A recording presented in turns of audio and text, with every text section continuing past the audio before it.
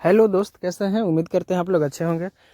ये देखिए, Bihar home guard vacancy 2025 आ चुका है। आप लोग जल्द से जल्द मैदान में उतर करके फिजिकल के पूर्ण रूप से तैयारी करिए, क्योंकि समय ज़्यादा मिलने वाला है नहीं। जितना ही जल्दी आप लोग फिजिकल की तैयारी करिएगा, उतना ही जल्दी आप लोग के लिए अच्छा। बहुत दिनों का इंतज़ार ख़त्म होने वाला है। बहुत लंबे अरसे के बाद 2011 में ही फॉर्म आया था इसका।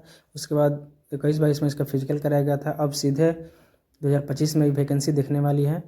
अब देखिए, बहुत सारा चीज़ बदलाव भी किया गया है। सारे बदलाव क्या क्या किया गया है इस वीडियो में आपको पूर्ण रूप से जानकारी दिया जाएगा। फॉर्म कब से ऑनलाइन भराएगा, ये सभी डाउट आप लोगों को क्लियर करने वाले हैं, तो बने रहिए इसके लास्ट तक वीडियो में। चलिए हम लोग बिना देर किए हुए स्टार्ट करते हैं। पूरा डाउट आप लोगों को इस वीडियो में क्लियर हो जाएगा। ये आप लोग देख सकते हैं, नोटिफिकेशन आउट हो चुका है। देखिए, बिहार सरकार महानिदेशक सह महासमादेष्टा का कार्यालय, ठीक।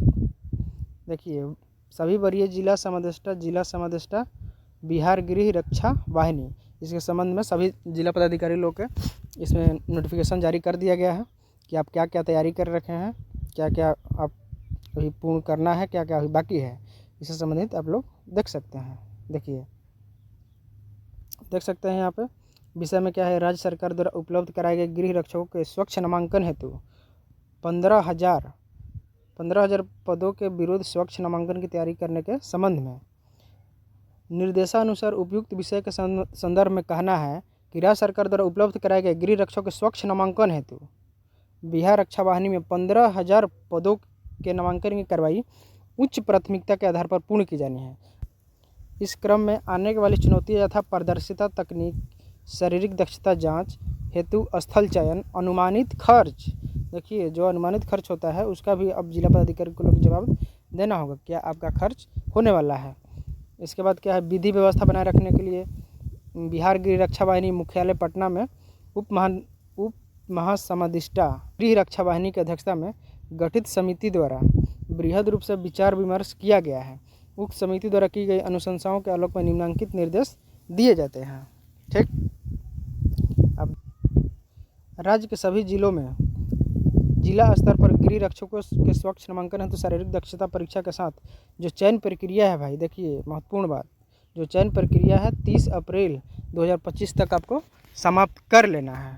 उसके बाद प्रशिक्षण हेतु अनुशंसा मुख्यालय को भेज दी जाएगी, ठीक। उसके बाद हम लोग देखते हैं शारीरिक दक्षता परीक्षा में पारदर्शिता के लिए आवश्यक है कि इसमें आधुनिक तकनीक का उपयोग किया जाए जो निम्नमत है। देखिए, जो आपका फिजिकल होने वाला है ना, उसमें क्या होगा कि आप लोगों को बायोमेट्रिक तरीका से सभी जो होता है शारीरिक दक्षता, इसमें तकनीकी मतलब वो भी आधुनिक तकनीक का उपयोग किया जाने वाला है। तो देखिए क्या क्या किया जाने वाला है। तो फर्स्ट में आपका क्या है,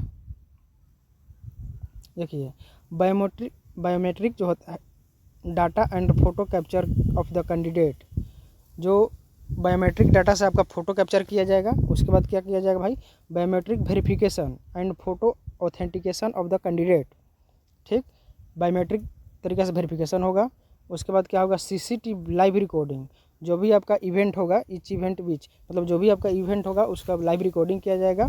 उसके बाद आपको जो भी आपका टाइमिंग लगने वाला है, जैसे कि स्पोर्ट हो गया, sport showing timing and marks, आपको तुरंत ही आपको वहाँ मार्क्स बता दिया जाएगा। मान लीजिए गोला फेंके तो उसमें कितना मार्क्स आया आपको। उसके बाद क्या होगा, EHF-RFID best race timing system, दौड़ के लिए है ये, ठीक। इसमें क्या है कि रेडियो फ्रिक्वेंसी के द्वारा आपको दौड़ के लिए ही आधुनिक तकनीक का उपयोग किया जाएगा, ठीक। उसके बाद क्या है, डिजिटल PST मतलब physical standard test, automated highest and chest measurement, जो आपका लेजर लाइट होता है, समझ सकते हैं, जो चेस्ट और हाइट जो मापा जाता है, वो क्या होगा कि डिजिटल PST मतलब फिजिकल स्टैंडर्ड टेस्ट की मशीन द्वारा आपका ये जांच किया जाएगा, ठीक। समझ सकते हैं आप।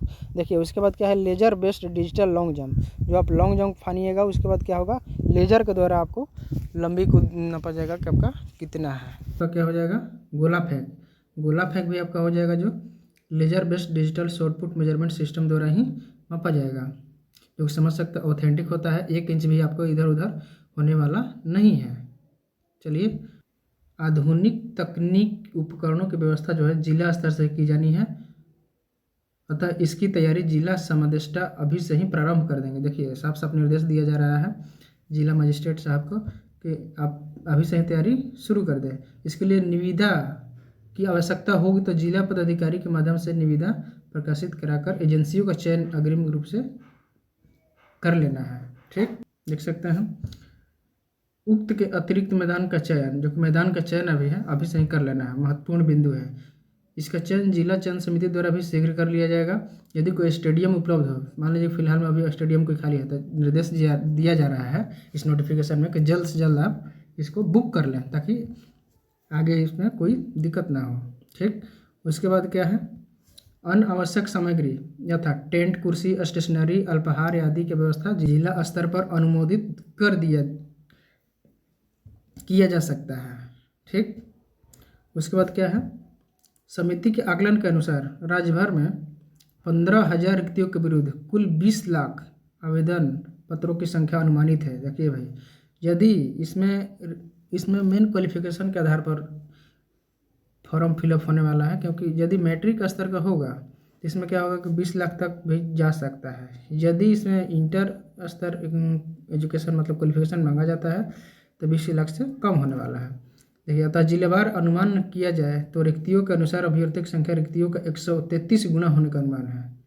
समझ सकते हैं, 15,000 सीट है तो 133 गुना, एक सीट पर 133 गुना अभ्यर्थी मतलब उसमें रहेंगे, फाइट करने वाले हैं। ठीक, तदनुसार सभी जिला समादेष्टों के अभ्यर्थियों की संख्या का अनुमानित आकलन करते हुए तैयारी प्रारंभ करने का निर्देश दिया जाना अपेक्षित है। ठीक, उसके बाद जिला स्तर का आयोजित होने वाली शारीरिक दक्षता परीक्षा का प्रति अभ्यर्थी 100 से 150 रुपये खर्च अनुमानित है। इसके बाद क्या है, शारीरिक दक्षता परीक्षा के दौरान विधि व्यवस्था संधारण हेतु जिस जिला स्तरीय पदाधिकारी से समन्वय स्थापित कर मानव संसाधन ह्यूमन रिसोर्स असेसमेंट का आकलन कर लेंगे। ठीक, उसके बाद क्या है, सभी जिला नियंत्रण कक्ष अपने जिला संबंधित प्रतिवेदन मुख्यालय के नियंत्रण कक्ष को उपलब्ध कराएंगे तैयारी करने के लिए।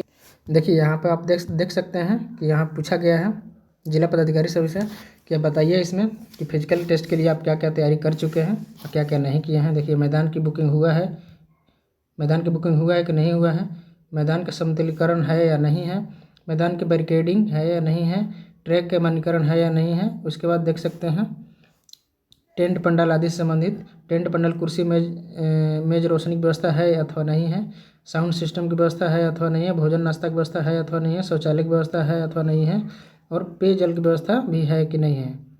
पेयजल की व्यवस्था आप लोग की होने वाला है। इसके बाद सफाई की व्यवस्था वहाँ पर है कि नहीं है, कि गंदगी है क्या है, सब आपको देना पड़ेगा। सीसीटीवी की व्यवस्था है कि नहीं है, मेन तो भाई सीसीटीवी ही है, तो इसमें देख सकते हैं सब लोग की व्यवस्था इसमें पूछा गया है। तो चलिए बिना देर के हुए हम लोग आगे बढ़ते हैं। फिर इसमें देखिए क्या कह रहा है, शारीरिक जांच माप से संबंधित हाइट मेजरमेंट, स्टैंडर्ड शॉर्टपुट एवं लॉन्ग जंप के लिए एडिशनल मेजरमेंट स्केल का मानकीकरण, जो उसमें स्केल से मापा जाता है उसमें क्या है वो सब व्यवस्था आपको रखना जरूरी है, इसमें है कि नहीं है, इसे सब बताना सब लोग को जरूरी हो गया है।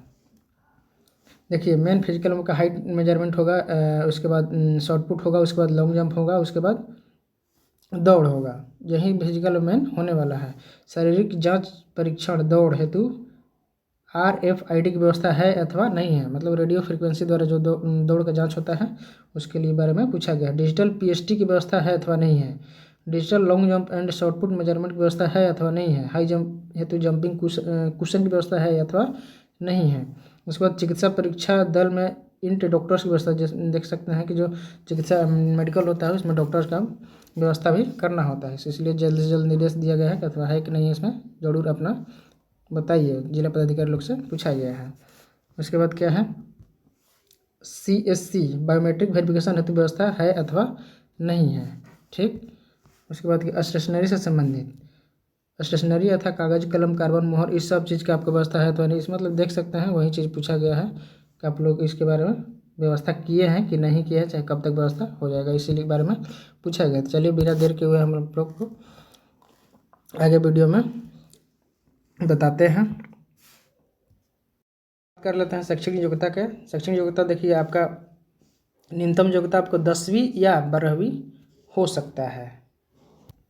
जब ऑफिशियल वेबसाइट पर नोटिफिकेशन जारी होगा तो उसमें आपको क्लियर पता चल जाएगा। ठीक, होमगार्ड में चयनित होने के बाद देखिए आप लोग को भविष्य में सिपाही यदि बनते हैं आप लोग तो उसके लिए योग्य हो सकते हैं। जो कि आप लोग देख सकते हैं कि बिहार पुलिस का जो वैकेंसी आता है उस होमगार्ड वालों के लिए बहुत ही आरक्षित सीट रखा जाता है। यदि वे सिपाही पद के लिए निर्धारित मापदंडों को पूरा करते हैं तो वे सिपाही भर्ती परीक्षा में शामिल हो सकते हैं। देखिए साफ साफ दिया हुआ है, तो वही चीज़ है जो कि हम करते हैं। देखिए एज जो होता है न्यूनतम आयु आपको होने वाला है 18 वर्ष, जो कि संभावित है, जो कि अभी ऑफिशियल नोटिफिकेशन आने के बाद ही क्लियर हो पाएगा। हाँ, अधिकतम जो आयु होगा वो तो 40 वर्ष आपका फिक्स है। ठीक, बात करते हैं फिजिकल के बारे में। तो सबसे पहले हम लोग देखेंगे हाइट मेजरमेंट। देखिए समान मतलब अनरिजर्व और ओबीसी ईबीसी पुरुष के लिए कितना मांगता है हाइट, इसमें मांगेंगे आपको 165 सेंटीमीटर। ठीक, उसके बाद एस सी का पुरुष के लिए 160 सेंटीमीटर और महिला अभ्यर्थी के लिए 155 सेंटीमीटर ऑल कैटेगरी के लिए। ठीक, हम लोग बात करते हैं रनिंग, मतलब पुरुष के लिए रनिंग दौड़ के लिए कितना होगा 1.6 किलोमीटर, जो कि 1600 मीटर होता है। ठीक, इसका आपको होगा देखिए 6 मिनट में आपको पूरा करना होगा, जो कि केवल है पास मार्क्स। जैसे कि आप लोग बिहार पुलिस और ये सब होता है उसमें इसमें वैसा नहीं होता है, समझे ना। इसमें केवल आपको 6 मिनट में पास चाहिए, पास मार्किंग करना है। हाँ देखिए भाई, हाई जंप के लिए आपको तो नंबर उठाना पड़ेगा, इसमें आपको नंबर उठाना। यदि आप हाई जंप में मारते हैं 4 फीट, देखिए पुरुष के लिए है भाई केवल, समझिएगा, महिला के लिए अलग हमसे बताएंगे आगे। ठीक, 4 फीट यदि मारिएगा तो उसमें आपको पास होगा, केवल अंक नहीं मिलेगा। 4 फीट से 4.3 फीट के बीच आप मारते हैं उसमें आपको मिलेगा 1 अंक। 4.3 फीट से 4.6 फीट के बीच मारते हैं तो उसके बाद आपको मिलेगा 2 अंक। ठीक, उसके बाद 4.6 फीट से 4.9 फीट के बीच मारते हैं आपको मिल जाएगा 3 अंक।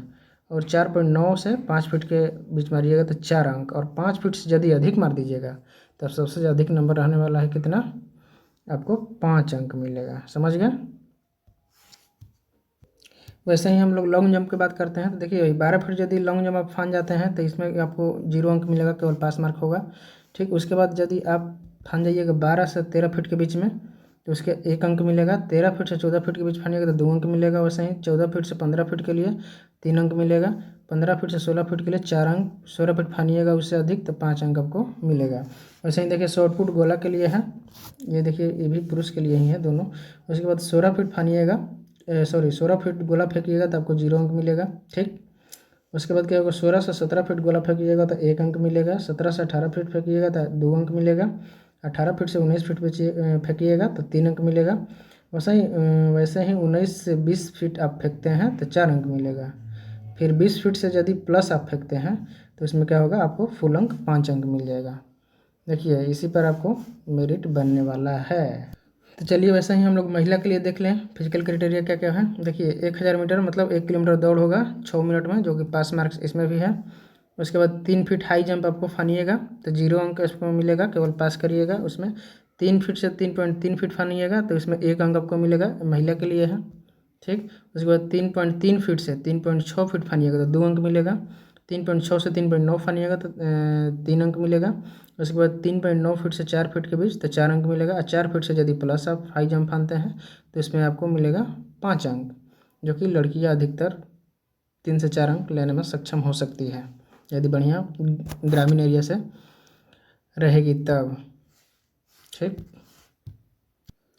वैसे ही महिला के लिए लॉन्ग जंप देख लेते हैं हम लोग। 9 फीट यदि लॉन्ग जंप फानती है कोई महिला तो उसमें आपको 0 अंक मिलेगा। 9 से 10 फीट फानिएगा तो 1 अंक मिलेगा। 10 फीट से 11 फीट फानेगी तो 2 अंक मिलेगा। ठीक, 11 से 12 फीट फानेगी तो 3 अंक।